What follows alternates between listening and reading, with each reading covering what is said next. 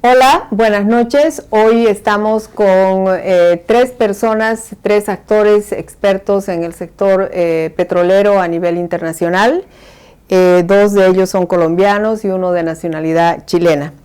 La idea es conversar con ellos sobre qué es lo que están haciendo las empresas vinculadas al oil and gas para enfrentar la tan mentada transición energética. Para conversar sobre este tema hemos invitado a Alex Benavente, de nacionalidad chilena, gerente de negocios Downstream USA para Traserco, una compañía Johnson Matthey con base en Houston, Texas. También tenemos la presencia en este espacio de Diego Ballesteros, ingeniero químico colombiano con especialización en gestión de proyectos y encargado de identificar y desarrollar negocios en clientes como Ecopetrol, la empresa petrolera estatal de Colombia. Y hemos dejado para el final la presentación de la única mujer en este panel, quien es Yamile Vilches, colombiana, especialista y consultor senior en la industria de hidrocarburos y de la construcción electrónica, aplicaciones y tecnología de punta, y además gerente de Sebastopol, una refinería colombiana que está en este momento en pleno desarrollo. A todos ellos, muchísimas gracias por su presencia en este espacio de la revista Energía Bolivia. Gracias también a las empresas patrocinadoras que nos permiten habilitar este espacio, como son las empresas Total Energy, Repsol, Siemens, YPFB Corporación, CRE, Volpegas, Sepcon, Coca-Cola y Toyota. Este conversatorio tendrá como base tres preguntas. ¿Qué están haciendo? La primera pregunta, ¿qué están haciendo las empresas vinculadas al sector oil and gas para enfrentar la transición energética? Dos, ¿cómo observan, dado que están dos personas de Colombia, cómo observan el contexto político en este momento frente a lo que es el sector petrolero? Y tres, dado que ha surgido nuevamente el tema de la integración, probablemente para asegurar la seguridad energética en la región, ¿cómo es que ustedes están leyendo el tema de la integración en América Latina y de manera particular qué posibilidades ven de integración en la región andina? Con estos tres temas creo que tenemos suficiente para abordar un interesante diálogo con ustedes, y podríamos empezar con Alex para que desde Houston él nos pueda dar una mirada global sobre cómo es que está viendo a las empresas del sector oil and gas en su trabajo, en su tarea, en su gestión de enfrentar la lamentada transición energética en un momento complicado para todo el mundo y también de manera particular para el sector petrolero. Alex, por favor. Bueno, buenas tardes, Vesna. Gracias por la invitación. También muchas gracias a tu equipo, y un placer estar de nuevo con mi amigo Diego y con Yamil, a quien conocemos hace tiempo. En general, yo creo que hay dos o tres pilares que todas las empresas a nivel mundial están haciendo o a lo que quieren hacer para la transición energética. Uno es aumentar la eficiencia de los procesos en general, y eso significa mejorar tecnologías, incorporar tecnologías nuevas, asegurarse que los procesos son más eficientes, no tan solo en términos económicos, pero también en términos del uso de los recursos. Lo otro es toda la integración y el camino a energías limpias. Eso significa las energías renovables, y si no está 100% con energías renovables, cómo hacer que los procesos de petróleo, oil and gas, tengan la menos cantidad de emisión posible. Y por otro, yo creo que la integración de las tecnologías de informática, la Internet de las cosas, ¿no? El IoT, y también la integración de la digitalización. Todo eso que parece eventualmente disperso y que no tiene mucha relación con la transición energética, sí tiene un impacto, porque los procesos se hacen de manera más efectiva, más eficiente, y eso de nuevo lleva al uso más eficiente de los recursos, tiene un impacto en la finanza de las empresas, el comprar menos, utilizar más, y también eso va a tener un impacto en no tan solo los procesos, sino también en las personas, ¿no? Hay una tendencia a la digitalización de los procesos, por lo tanto, un gran número de programas para el personal green fuels, energía limpia y también digitalización. Todo eso se va a confluir a que haya una transición energética a energías más limpias, no del todo, no en todos los lugares al mismo tiempo, pero hacia allá es la tendencia 100%. Yamile, ¿cuál tu lectura sobre esta primera pregunta? Yamile, sobre todo vinculada tú como gerente general a esta refinería denominada Sebastopol. En lo que refiere a Colombia, nosotros estamos muy alineados con las políticas internacionales, los acuerdos multilaterales que tiene Colombia en reducción de emisiones de CO2. Y para ellos estamos apoyados en tecnologías como las que acaba de mencionar Alex, son fundamentales alinear todos y cada uno de los procesos en la producción de los combustibles, y desde luego que Refinería Colombiana Sebastopol ha implementado una serie de tecnologías para la eficiencia energética e igualmente ir con las distintas acuerdos multilaterales que tiene el país, como el COP26, Acuerdo de París, etcétera, para producir combustibles limpios entre 0 y 30 partes por millón de material particulado de gases de efecto invernadero. Refinería Colombiana Sebastopol, asimismo, es la primera refinería privada en construirse en América Latina con transición energética y transformación justamente de estos procesos, y tenemos como unidad complementaria la planta de hidrógeno para uso vehicular. Es una planta de hidrógeno verde para uso vehicular. Sin embargo, nosotros seguimos siendo una refinería convencional como la que ustedes conocen, donde produciremos combustibles limpios con una serie de unidades, entre ellas una planta de amonía líquida verde también, asociada a energías no convencionales, como son las plantas solares, que nos permiten llegar a cumplir con estos objetivos. O sea, nuestra refinería está totalmente alineada con el ecosistema de producir combustibles limpios, afianzados en tecnologías limpias y procesos totalmente certificados y probados. Sobre la refinería, Yamile, por favor, una precisión. ¿Qué capacidad, cuál sería la capacidad para procesar este petróleo que tendría esta refinería? Y si podemos hablar de un monto de inversión, por favor, para este proyecto. Claro que sí. El complejo industrial de Refinería Colombiana Sebastopol está conformado por 5 unidades de negocios. Lo conforman la refinería de petróleo de conversión profunda de capacidad de 100.000 barriles día de proceso, con tecnología para motores Euro 6 de 0 a 30 ppm, una planta de cogeneración de energía de 135 megas, un puerto fluvial que estamos localizados sobre el río Magdalena y se hace necesario contar con nuestro propio puerto, un parque industrial o polígono industrial y una planta de transferencia. Esas son las unidades principales. Y de otro lado tenemos una planta de amonía líquida como unidades complementarias, una planta de hidrógeno y un parque fotovoltaico. Eso es la totalidad del complejo industrial. Gracias. A modo de cierre, Diego, ¿cómo podemos calificar este momento de transición, sobre todo en América Latina? Hola, Vesna, buenas tardes y muchas gracias por tu invitación nuevamente.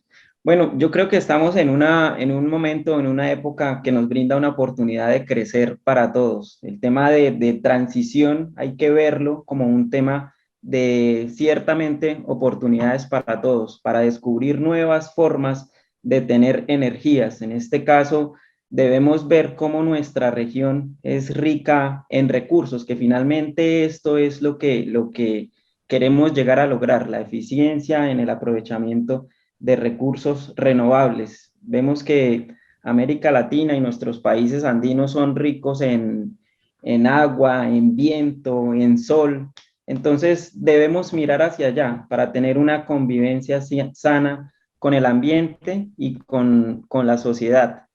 digamos que a nivel corporativo y a nivel empresarial también tenemos la oportunidad de identificar nuevas tecnologías. En el caso de Colombia y de las refinerías particularmente, que es mi rol, estamos contribuyendo ampliamente a traer las mejores tecnologías, la vanguardia tecnológica para ayudar a reducir todo este tema de emisiones, descarga,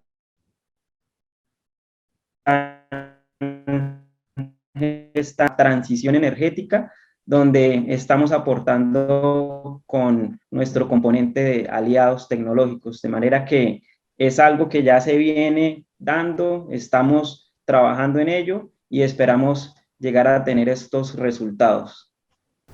Gracias, Diego, Yamile, César, Alex, perdón. Dado que, la segunda pregunta, dado que estamos con dos personas que son de Colombia, nos interesa, por supuesto, preguntarles algo de contexto, puesto que además ellos acaban de de cambiar hacia un nuevo gobierno. Las políticas del nuevo gobierno, las regulaciones que puedan tener, ¿creen ustedes que puedan contribuir, apoyar o más bien perjudicar a las empresas del sector del oil and gas en Colombia? Podríamos empezar con Yamile y luego con Diego y finalmente con Alex, por favor. Bueno, afortunadamente Colombia es un país muy riguroso en políticas medioambientales, tiene una serie de acuerdos a cumplir, además de ser país perteneciente a la OCDE, por lo tanto estamos muy controlados y muy regulados, así que las políticas no son de hoy, vienen de años atrás, y como bien ha mencionado Alex y Diego, cada día que avanza nosotros estamos en el deber ser de utilizar tecnologías de punta. Adicionalmente, el gobierno colombiano tiene una serie de incentivos, entre ellos lo que tiene que ver con las plantas fotovoltaicas o energías no convencionales, con una serie de incentivos, y en materia de hidrógeno igualmente, en materia de regulación para motivar la inversión en este tipo de proyectos. Nosotros como refinería realmente nos sentimos cómodos con las regulaciones contractuales y hemos tenido el proyecto alineado tal cual como lo exige la norma colombiana, e igualmente hemos sido un proyecto de vanguardia porque siempre hemos hablado de producir combustibles con la norma para motores Euro 6, que son de 0 a 30 ppm, o sea, puedo producir combustibles cero emisiones. Sin embargo, como no hay ese tipo de diseño en los motores de los vehículos convencionales, por eso hablamos en un rango de 0 a 30 ppm. Realmente a nosotros nos motiva la regulación colombiana contractual, y el tema del downstream sabemos que está muy controlado, muy cuestionado, más por temas de desinformación que por lo que realmente sucede con la producción de combustibles. Así que cumplimos con todas las regulaciones de Colombia. En esta línea no hay problema entonces, Yamile, de que Colombia pueda seguir recibiendo la participación de inversión extranjera directa y los proyectos también puedan regularizarse en esa dirección. En lo que tiene que ver con la refinería nuestra, no, y supongo, se lo dirá Diego enseguida, Copetrol, por ser una sociedad de 80% del Estado y 20% de carácter privado, deben estar igualmente alineados porque sí existe una serie de incentivos para la industria en lo que refiere a incorporar tecnologías como son las energías no renovables y lo que tiene que ver con la reducción de emisiones de CO2.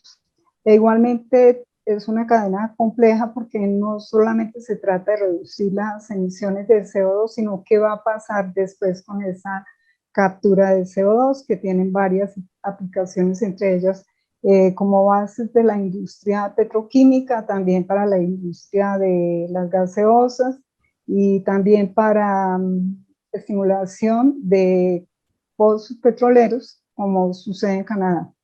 Así que, bueno, nosotros como refinería hemos tratado de cubrir todos los ámbitos y todos y cada uno de los procesos desde el punto de vista medioambiental y cumplir con lo que nos exige el país.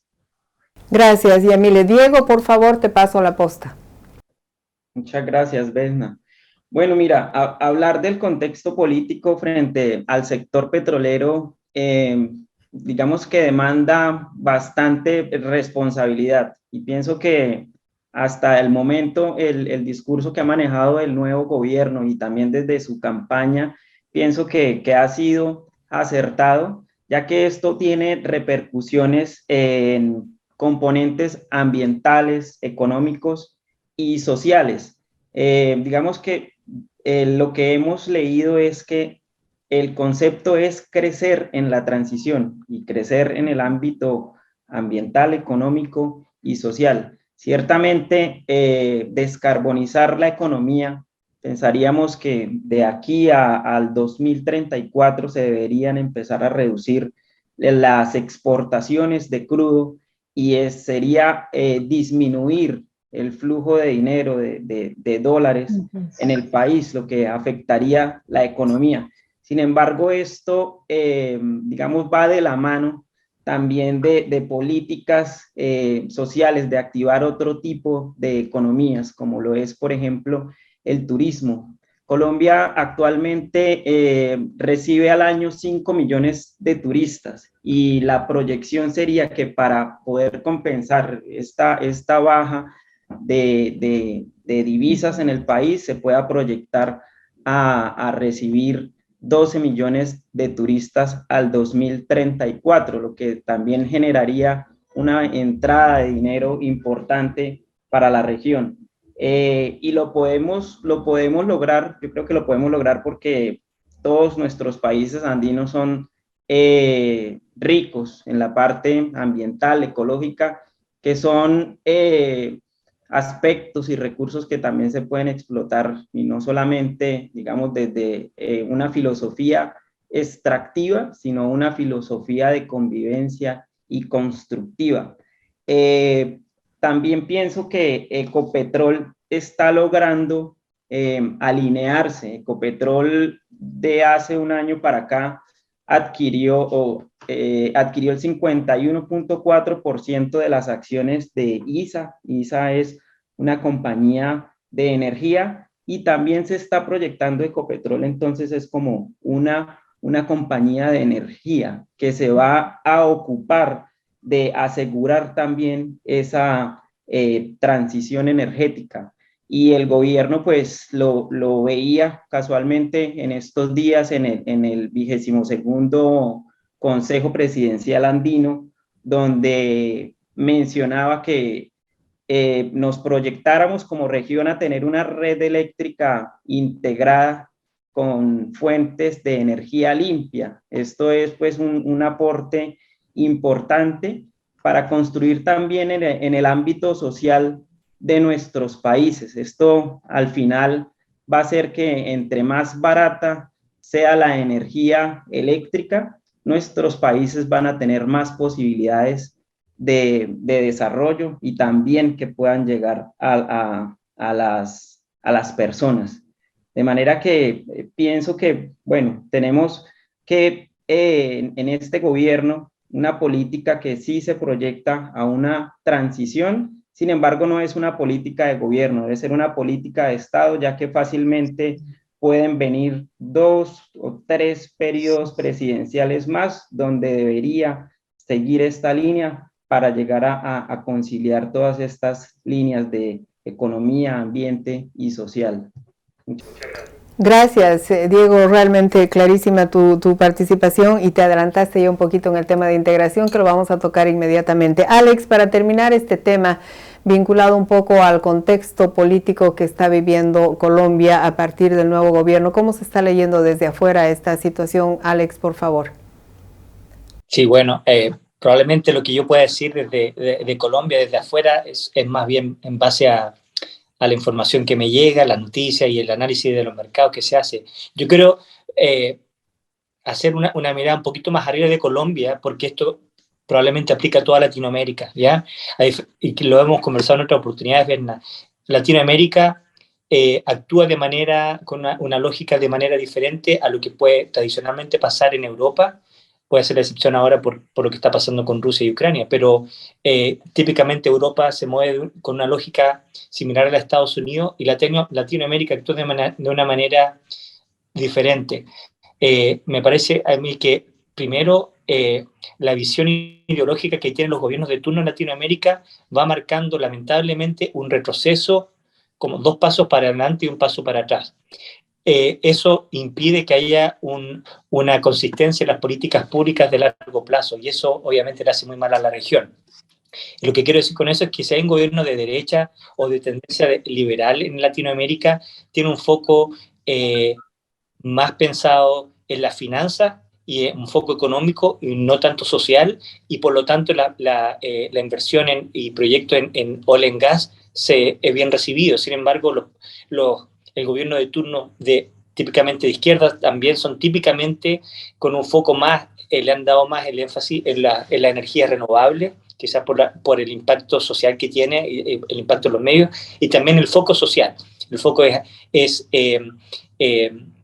superar la pobreza, normalmente con esquemas de apoyo gubernamental muy alto, lo cual va asociado también a altos impuestos, a la posibilidad cierta o no de expropiar, de limitar la entrada de capitales extranjeros, y eso obviamente tiene un impacto fuerte en la generación de los proyectos privados, sobre todo con inversión extranjera, ¿no? Eso no pasa en Estados Unidos. Aquí en Estados Unidos, por ejemplo, si hay un gobierno conservador que es republicano o demócrata, hay una tendencia bastante clara sobre la economía, sobre las inversiones, no se dejan de hacer. Habiendo dicho eso, el hecho de que cómo van variando los gobiernos también tiene un impacto en la geopolítica y la posibilidad o no de hacer una integración real que tenga una base técnica sólida y que también que sean financieramente, que tengan sentido, que sean rentables. Por ejemplo, se me vienen 2 o 3 ejemplos a la cabeza. Uno es por las distancias históricas entre Chile y Bolivia, debiera haber una mayor integración Chile-Bolivia en términos energéticos, ¿no? Bolivia parece ser, al menos en el papel, un proveedor claro de energía para Chile, y eso no sucede por muchas trabas, muchas cosas que hay ahí en el medio. Lo mismo parece haber en el horizonte una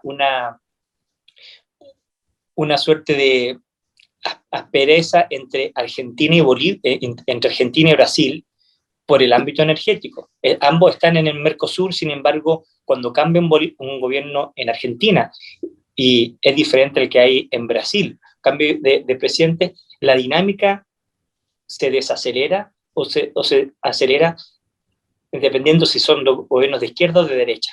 Si están en disintonía, hay un cambio no gradual, sino que drástico en lo que se hace. Usted lo vieron hace un tiempo con lo que pasó con el gobierno de Uruguay, que ha tratado de desmarcarse de Mercosur, porque eso básicamente, por ejemplo, Mercosur sigue una lógica de política ideológica y no una lógica de integración comercial o financiera o energética en este caso. Y por último, el ejemplo que estaba viendo en el último tiempo, en el eje más bien ideológico, México, Venezuela, Nicaragua, Bolivia, que tienen una base ideológica fuerte, pero también se ha hablado de tener una integración energética, incluso financiera. Eso puede tener sentido en el papel, desde afuera a mí no me parece que hay mucho sentido por cosas que están pasando en Venezuela, en Nicaragua. Sin embargo, eso de nuevo responde más bien a una lógica ideológica y no a una lógica financiera o técnica. Voy a usar también lo que dijeron Yamil y Diego en lo de la integración. ¿Qué te parece, Alex? Sin embargo, si el tema de la integración lo tocamos en este segundo y lo complementamos hacia el final, ¿te parece? Claro, ningún problema. Sí, me interesa tocar el tema de la integración como último punto con ustedes tres, sobre todo porque el tema de la integración ha renacido nuevamente en América Latina, sobre todo como una forma probablemente de asegurar, valga la redundancia, la seguridad energética en la región. No sé si ustedes están de acuerdo con esta lectura, cuáles son sus puntos de vista y también si hay alguna precisión o algún ejemplo sobre lo que podrían ser proyectos de integración en la región andina. Podríamos empezar con Yamile, Diego y cerraríamos con Alex. ¿Les parece ese orden? Sí, está perfecto. Yamile, por favor. Gracias. En lo que refiere a integración, desde el punto de vista energético, ya de hecho Colombia lo tiene a través de ISA hace varios años, y nosotros como refinería tenemos la posibilidad de exportar algunos combustibles, incluido el hidrógeno, a través del puerto del Pacífico y llevarlo a cada uno de los puertos que hay en Sudamérica para los países que se puedan integrar. Realmente políticas de integración contractual existen varias, y entre ellas está el Mercosur. Se habla también de integrar nuevamente a los países que hacían parte de la Comunidad Andina de Naciones. Tenemos la Alianza del Pacífico, o sea que hay varias alternativas para poder integrar las economías de América Latina, que probablemente se puedan fortalecer entre sí y se puedan complementar. Cada país tiene alguna fortaleza que pudiera mejorar inclusive las economías entre sí, pero como bien lo dice Alex, dependemos de las políticas de cada país, de cada estado, de cada gobernante.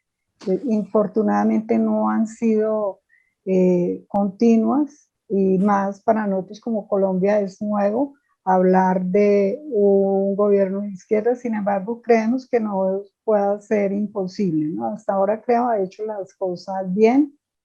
Es normal que se polaricen estos temas cuando hay pensamientos tan lejanos entre unos y otros, pero consideramos nosotros que se pueden integrar, porque a los industriales lo que esperamos y aspiramos es continuar teniendo seguridad jurídica y seguridad económica para atraer mayor inversión al país, y desde luego eso depende que nos juntemos los industriales y parte de las políticas de Estado para que se dé la integración. Gracias, Yamile. Diego, la integración en América Latina, por lo menos hasta ahora, no ha funcionado. ¿Qué posibilidades tenemos que en el marco de lo que viene siendo la integración energética podamos tener mejores resultados a nivel de integración en la región? Nuevamente sobre el tema de integración para asegurar la seguridad energética en América Latina. Yo lo voy a plantear desde dos puntos de vista, uno como con el tema político de región y el otro un poco corporativo para dar un contexto con Ecopetrol. En el tema político vemos cómo la integración suramericana se puede proyectar como un proceso de unificación tal como lo concibió la Unión Europea en su momento. Y de hecho tenemos también las entidades y todas estas agremiaciones que nos permiten tener estos medios para observar y proyectar política y a nivel gubernamental esta integración. Por ejemplo, la CEPAL, que es la Comisión Económica para América Latina y el Caribe, también ya habla de políticas de aseguramiento de seguridad energética. De manera que pienso que los medios y los recursos están planteados en una región que tiene mucho potencial. Les hablaba anteriormente de la riqueza en agua, viento y sol, y sencillamente es buscar y proyectar que todas estas políticas se alineen para construir un bien colectivo en la región. Ahora, del lado corporativo, vemos que, bueno, desde el ámbito nacional, por mi parte, concibo en Ecopetrol una compañía que es capaz de ir adelante y quizás abanderando un proceso de construcción hacia la seguridad energética.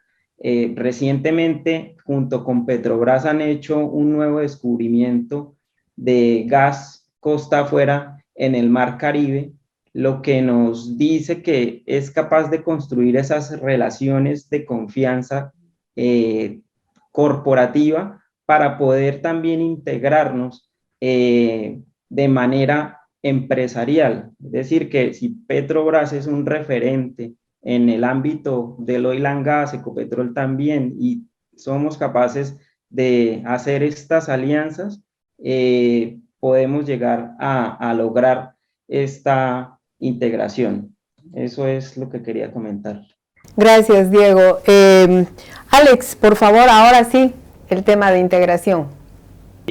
Bueno, a mí me parece, siguiendo también lo que ha dicho Diego y Yamil, 3 puntos, ¿no? Primero es lo de las infraestructuras públicas. Eso es algo que es posibilitador, pero también limitante para América Latina. Si quieres hacer una integración, necesitas tener gasoductos, pipelines, líneas de transmisión que vayan de un lugar a otro, y eso es una inversión que importante para la mayoría de los países, ¿no? Si no está en pie, hay que invertir, hay que construirlo, eso toma tiempo, hay muchos permisos ambientales, lo que a veces puede también jugar en contra del objetivo, es decir, puedes tener un objetivo muy grande, pero para lograrlo tienes que tener quizás un costo ambiental que no todos los gobiernos de turno están dispuestos a hacerlo, porque muchas veces van a tener más resistencia de los grupos sociales, ¿no? Indigenistas, ambientalistas, etcétera. Por lo tanto, eso hay un juego de balance ahí que no es muy fácil. Pero lo otro también, dependiendo de los gobiernos de turno, vas a tener más o menos recepción de los inversionistas, normalmente extranjeros, para invertir en un país si no tienes la seguridad jurídica de que tu inversión la vas a recibir, los resultados de tu inversión la vas a recibir. Es decir, los gobiernos que tienen de turno, que tienen un discurso nacionalista, que han fijado en su mente quizás la posibilidad de expropiar, eso va a espantar o va a demorar las posibilidades de inversión extranjera. Y eso es lo que probablemente pase en Latinoamérica de manera cíclica. De nuevo, dependiendo del gobierno de turno, los gobiernos más de derecha tienden a no tener ese discurso, sin embargo, los gobiernos más de izquierda tienden a tener ese discurso. Y si quieres tener una integración energética, como cualquier política pública, tienes que tener los gobiernos de turno súper alineados. Si no hay esa alineación, todo muy bonito sobre el papel, pero en la práctica probablemente va a costar. Y tercero, yo creo que esto de la integración energética es doble. Uno, de los países, pero también de las empresas. Diego recién mencionaba el caso de Ecopetrol. Por el lado de las empresas, hay una integración que es vertical, es decir, las empresas en energía o del petróleo han tratado de justamente girar su rubro en verse a sí misma como de petróleo a verse como energía, porque si haces ese giro, eso permite integrar no solamente el petróleo, sino que todas las energías renovables. Y la integración, eso sucede para empresas públicas, es decir, del gobierno, como Ecopetrol, YPFB, ENAP en Chile, Petrobras en Brasil, y también sucede para las empresas privadas, ¿no? Yamil ya estaba hablando justamente, daba su ejemplo de la refinería Sebastopol en Colombia. Y también la integración energética, como lo hablábamos recién, tiene que haber una integración en cada país y también tiene que haber una integración regional. A mí me parece que todo este juego de cambios de gobierno de turno en cada uno de los países, cada 4 o 5 años, si no hay una claridad de largo plazo, se ve súper en el papel, pero en realidad son básicamente promesas que van a tomar mucho tiempo en concretarse, si es que alguna vez se concreta. Diego ya lo estaba mencionando, América Latina, al menos Sudamérica, es una región súper rica en recursos naturales, petroleros y de otro tipo, pero fíjate dónde estamos, ¿no? Como región. Pese a todas las buenas intenciones que los gobiernos de turno puedan tener, en todos los países pasa lo mismo, pero basta con que haya un cambio en uno de ellos y la rueda regresa a donde estaba. Entonces, hay que seguir viendo cómo el impacto que cada empresa puede tener y nosotros, cada uno de donde estamos, aportar esa integración energética, pero también hay hay mucha parte que no depende de nosotros, depende más bien del discurso político del gobierno de turno. Gracias. Si alguno de ustedes quisiera una precisión muy puntual, muy cortita sobre este último tema de la integración, por favor, Yamil, Diego, o si no, estaríamos cerrando con la participación de Alex. Invitarlos a todos los países, como bien menciona Alex y Diego, empresa y gobierno debemos juntar iniciativas para lograr alguna de esas iniciativas, bien sea en energía, bien sea en tecnología, en transferencias mismas de tecnologías y aprovechamiento también de los profesionales que tiene cada país. Gracias, Yamil. Diego. De mi parte es como concluir que estamos en una etapa de transición donde tenemos la oportunidad de planificar otra vía de fuentes de energías limpias, y eso quizás también se construye no solamente a nivel gubernamental, sino también desde el individuo. Pensar en la parte ambiental, quizás ese mismo mensaje llevarlo a nuestras siguientes generaciones, a nuestros hijos, poder construir amigablemente con el ambiente. Gracias, muchísimas gracias, Diego, Yamil, Alex. Creo que como mensaje final en este tema, sobre todo último, el vinculado, referido al de la integración, queda como mensaje, creo, puntual el hecho o el requerimiento de tener países alineados, políticas de Estado estables. Yo me animaría a introducir políticas globales también, claras, que tienen que ver sin duda con todo lo que pasa en todos los países, y sinergias entre Estado y empresas privadas. Yo les agradezco muchísimo por su participación, el contenido que nos ofrecen realmente interesante. Agradecemos por supuesto a las empresas que hacen posible este espacio, y por supuesto que también agradecemos a todas las personas que nos han acompañado hasta el final de este programa. Muchísimas gracias y buenas noches.